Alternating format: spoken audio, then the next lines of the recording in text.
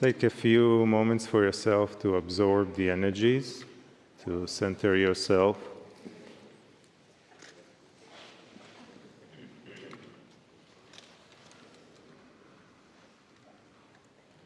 Feel the stillness of the space and the stillness of yourself.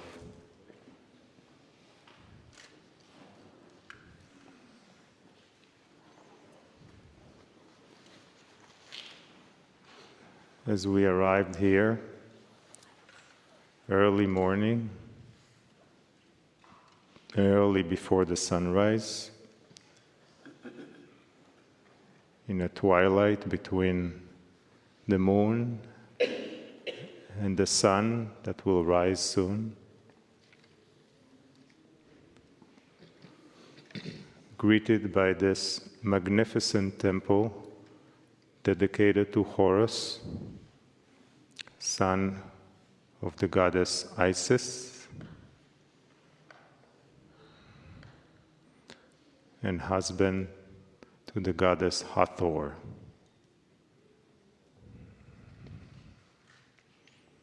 One of the most beautiful and preserved temples in all of Egypt.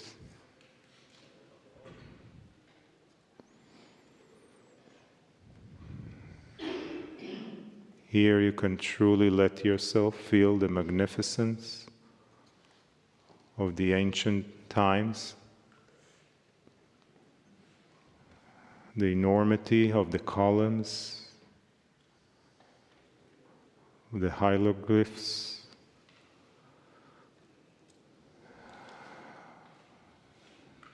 the beauty that surrounds you, that reflects the beauty that's within you, the sacredness and the deep stillness of your soul.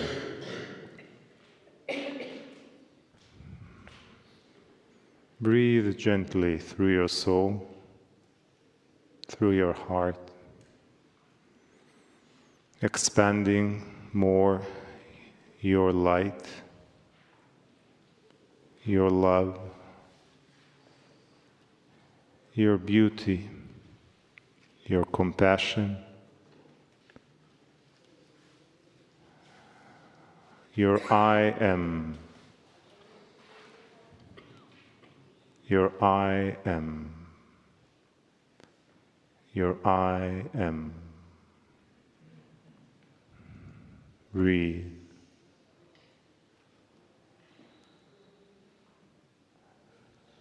Let the energies that are timeless here fill you with love, with compassion, with joy, with gratitude, with appreciation, with care, with serenity, with tranquility, with peacefulness, with the feeling of the eternal soul that you are, with the feeling of the endless ocean of love that you are, expanding more your light,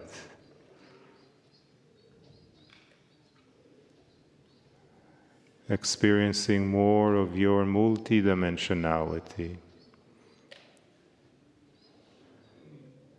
from your intuitive soul to your living heart,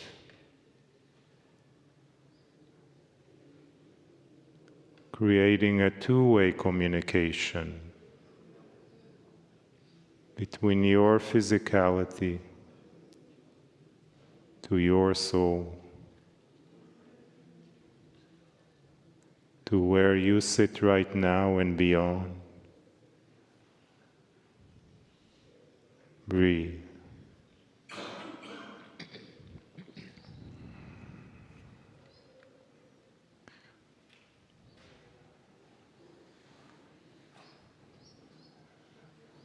Simply let yourself feel deeper, calmer. Your love for yourself increases more your peacefulness.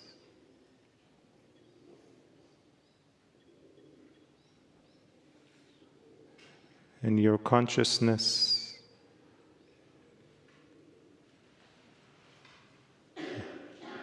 and your awareness increases.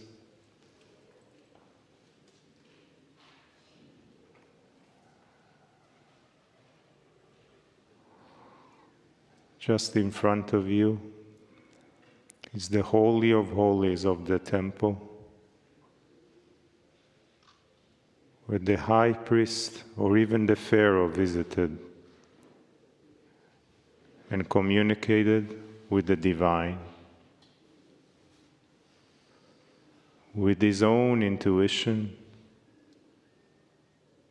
communicating, delivering the messages for his people.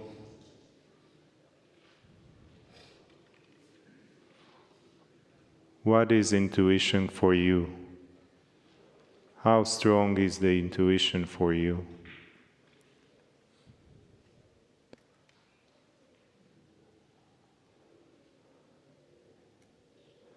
As you conjure up all your intuitive power,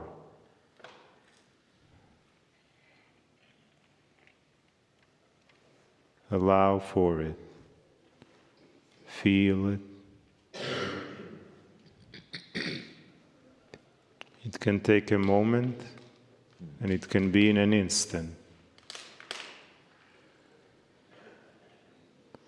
Always with you.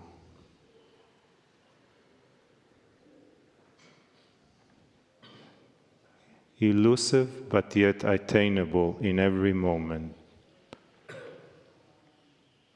Listen to it through your heart.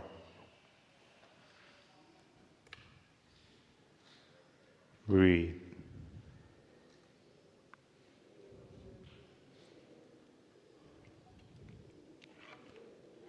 And soon as the sunrise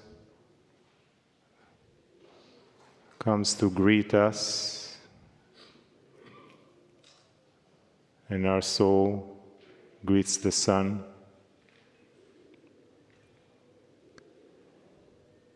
let us peacefully and intuitively join our energies together in oneness with the multitude of beings that are here, with the ancients that are here and supporting you, loving you, smiling at you for your journey, and with the entourage of Kryon and your own entourage from all your lifetimes until this moment and into the future. Anchor yourself here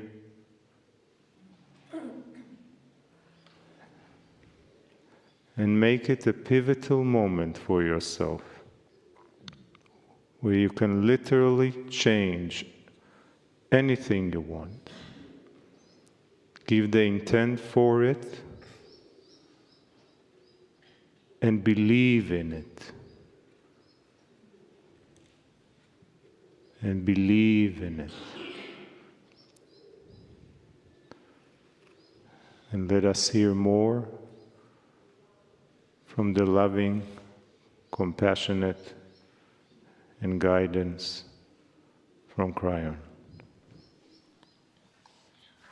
Greetings, dear ones. I'm Kryon of Magnetic Service.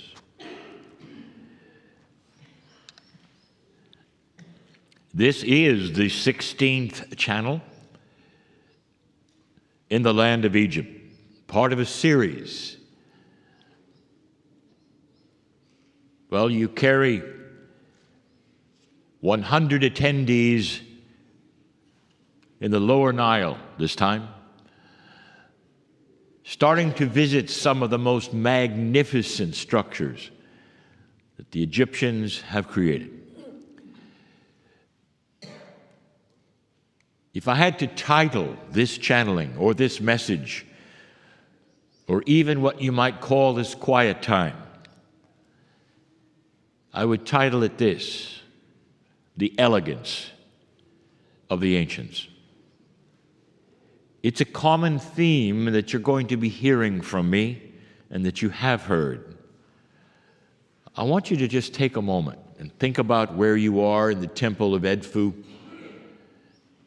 You'll notice the temples are getting larger. And as they become larger, you get to see some of the elegance of the geometry. Have you started counting pillars yet? I invite you to do so because of what I speak of next. Early in the morning, before the sun has arisen, is where you sit, dear ones, today, amongst the pillars of this great structure. When we speak of the ancients of Egypt, we speak about the pure times. When we speak about the elegance of what they did or what they knew or what they believed, we speak of the pure times. And the definition of the pure times would not necessarily fall into the dynasty numbers, but it's the middle times, the times before any conqueror or foreigner could become a pharaoh or become other belief systems spread here. A pure time meant that the Egyptian gods were still gods of love before any others came and intertwined themselves through hundreds of years in belief, before any foreigner come and would be part of their management or politics or lineage. We speak of the pure times, pure Egyptian times, and what they wrote upon the walls for you to see about how they lived or what they believed. You sit in a place right now that wants to talk to you about some hidden things that you don't hear much about, but it's everywhere. Count the pillars. And you will find almost exclusively that the Egyptians were glued to base 12 mathematics. And we have said this before, and although it is not in Egyptology, I will say to you again, there'll come a day when the elegance of base 12 mathematics will surface, and it won't be called the new math. It's going to be called the ancient math. I'll say this again. To any mathematician listening now, they will smile at this phrase.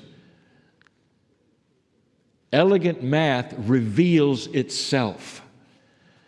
And what we mean by that is that the patterns and the sequences of good mathematics start talking to you. And a good mathematician will see them and will smile. There'll be an aha. This sequence leads to this sequence, and oh my, take a look at this. The fractals that you find from biology to geometry and space will all talk about the 12 sides, the 6s, the 3s, the 4s. Seldom do you find 5s and 10s. Seldom. For the universe is made up in 6s and 3s and 4s, 12s, 18s. Count the pillars. You think that that is an accident. Count the priests and that which they felt were the sacred numbers. You think that was an accident. and you're not going to find 5s and 10s. And I present this channeling in this way right now as a warm-up to the elegance of this society. Indeed, it was the beginning. Indeed, there was ancient things and duality and all the things that you have and multiples of this or that. But dear ones, if you take a look at the core of an Egypt that was able to sustain itself with a God of benevolence, that's so important. Did you notice that this temple, as huge as it might be, echoes even the smallest that you've seen? Even the smallest ones. And the first thing you see is the 2 pillars created then for a space for the sun to rise. Here is a philosophy for you, before I get to the main one.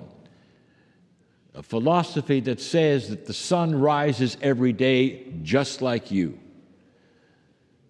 and that it is a refreshing day. No matter what is going on in your life, the sun rises between the 2 pillars to say that God is smiling on you and things are fresh and they are new. And it's a benevolence, and it's symbology, and it's metaphoric. It's not a worship of the sun. Dear ones, the Egypt of then gave you metaphor after metaphor. So much on the walls that you see here are stories of energy, not necessarily even physical. The story of life for the upper and the lower Nile, a story of love of country, of benevolence. You don't find that, dear ones, in other places, not like this. Let me tell you something beautiful. For 30 years, I have been channeling, and you can call this a belief system if you wish, but it's not a system. It's the basic truth of the love of God. It's of what you would call the magic that the multidimensional energy of compassion contains. Something that right now is starting to be studied on this planet called the field and coherence. Measurable compassion. And the Egyptians knew it.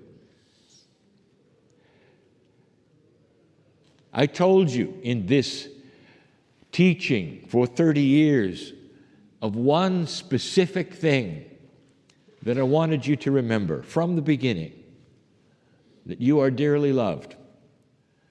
Oh, but there's more. Here is what I've told you again and again. Listen to this. For what I have told you again and again is written on these walls. Listen to this. You may live your life and you may never look at God or Spirit or the Creator or whatever you wish to call that source that is the essence of love. You may never look at it. You may walk your life too busy. You may walk around and say, well, I don't believe in these esoteric things. You may even say, I don't want to have a part of the belief systems or go to the church or the synagogue. You say, I'm apart for all those things. I'm a modern human today. I've got modern things today. And at the end of your life, I have told you this,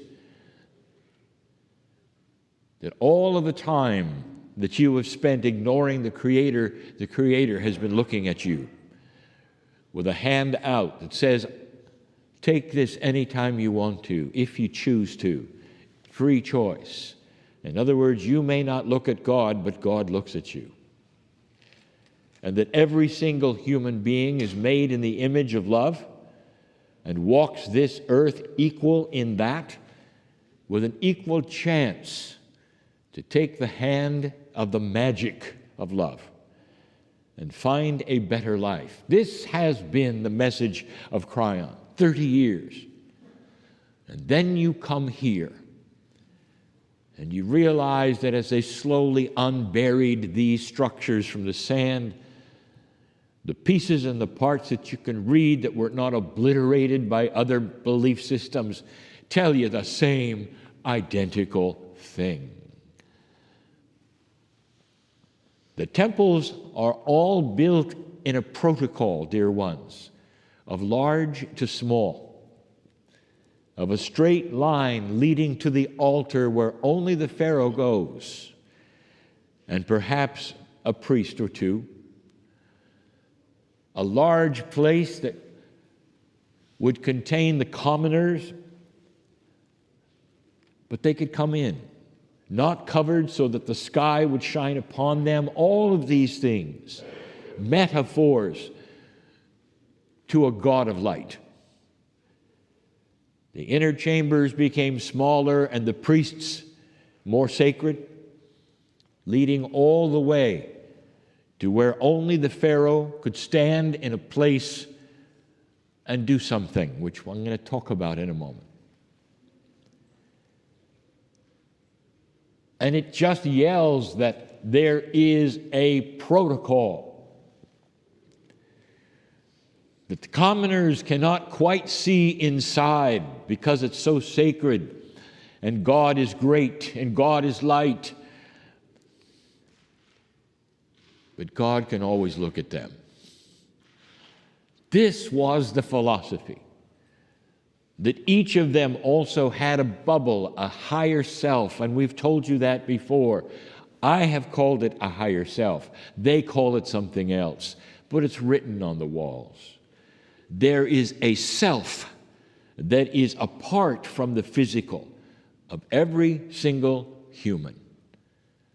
And that self is the vehicle which carries the light that a human has to the next life, beyond the veil, after death. The metaphysics that I have been giving you for 30 years is exactly that. Could it be that as ancient as these were, that right up to the Pharaoh himself, or herself, knew these truths? And as the best they could would give that to them and all that were around them, right down to the commoner, who would then be told by the priests what happened inside. So what do you think happened inside? We sit inside, not quite at the altar, not quite at the small room which is sacred that the Pharaoh entered. What did he do? There are so many who don't study any of these things and said, well, they went in there and they had sacrifice and all of the things that pagans would do. What if I told you that what he did, I'd like to invite you to do someday? The Pharaoh recognized the Lord of Light, the magic of love. Whatever name it had and whatever type of God it had, the essence, the magic was Haika, was all through these gods. This was the magic. This was the lineage even of the gods. It was love. It was healing. This was part of the scenario of the God of light. And you can just see the Pharaoh and what he did. And I'm going to tell you something that is not necessarily taught to the extent it should be. Dear ones, this place was built for music. but not the music that you think. It was built for tones, certain sonorities that were sung that meant something because they were all part of mathematics. If I told you that you started this particular tour in the Great Pyramid of Giza and that inside the king's chamber it was about tones and mathematics, the Pharaoh sang. He sang. One of the things the people in the courtyard listened for is sometimes the Pharaoh's strong voice could be heard because he didn't mumble. He sang as loud as he could about the Lord of Light in this place, blessing the life of the land, upper and lower, continuing the fertility of light. And although there was indeed a hierarchy of royalty, the royalty shared it. And indeed, perhaps in this particular place, only one man or woman could go and do something and talk to God. It was shared. And immediately, the Pharaoh would share it with the priests, and the priests would share it with the other priests, and those in the common areas would hear, the Lord of Light blesses you and Egypt and the land and will keep it alive and safe and beautiful and help you with guidance to the other side of the veil when death sometimes, eventually, will take you all. And I can just hear them saying, death has no sting. You're here for a little while, but the real truth is what happens beyond.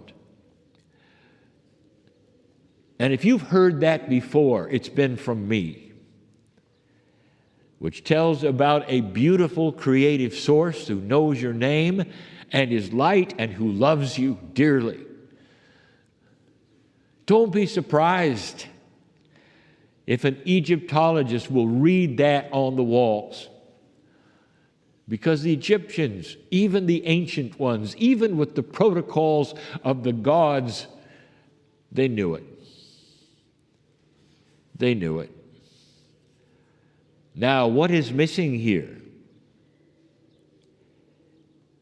I will tell you that music, tones, tonalities, and the mathematics of the sounds meant something. And in an elegant society that used these things, there had to be musical notation. Not all of it was simply orally taught, because there had to be a protocol that was taught in the temples, musical notation. That is a way to inscribe music in a way that generation from generation would know what the notes were and how they were combined. Every elegant society had musical notation. So I will say to the Egyptologist, have you found some things that you cannot interpret, or you're uncertain, or are they a little too mystical perhaps to interpret properly? They might just be musical notation. Every elegant society also had that which respected its own history and the history before it. There had to be museums here, dear ones. And whether they were in the temples where they would belong or perhaps underground, they had their own museums. Sometimes archaeologists forget this, and they dig down and they find things and they say, well, this had to belong to a certain time or an era, not understanding they had just broken into an inner chamber of the museum of an ancient. It's here as well. This society was elegant, a society that had medicine, where they washed their hands so thoroughly they showed it on the walls as an indication that they understood there had to be something that later became germs. This is the elegance that we speak of the ancients. Not just that they had a God of love, but they used it. Indeed, not everything lasted. Indeed, things changed. But I wish to honor the elegance of the writings on the walls, of those times which were pure. A time when they said there is a God of light, and there's a magic of love and benevolence for all. Not judgment, not horror, but light. And that the temples were built so that you could look at them and realize that they worship the idea, the metaphysical idea that when the sun comes up every day, it's for you. And it represents a new life, a new beginning, a fresh start. It's early enough so that when you leave this place and get up, the sun will be coming up, and you will watch this. Part of the reason the time was shifted so that you were here so early, 3:30 in the morning, was so that you could stand in those early brisk hours and enjoy what the Egyptians talked about, and why this temple is built the way it is. A metaphor for new beginnings. Don't be fooled by the idea that old is something that didn't work. What if it was just the opposite? There's a lot here to learn. Take these things and use them and discern them for yourself.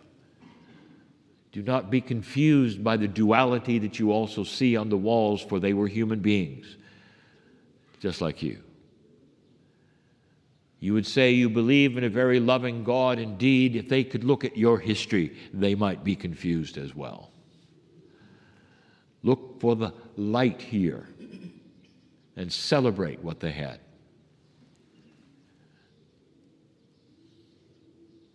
Let the sun shine upon you this day in the very way that the architects of this temple intended it to, with the metaphor of good things and benevolence and hope and life for the land. And so it is.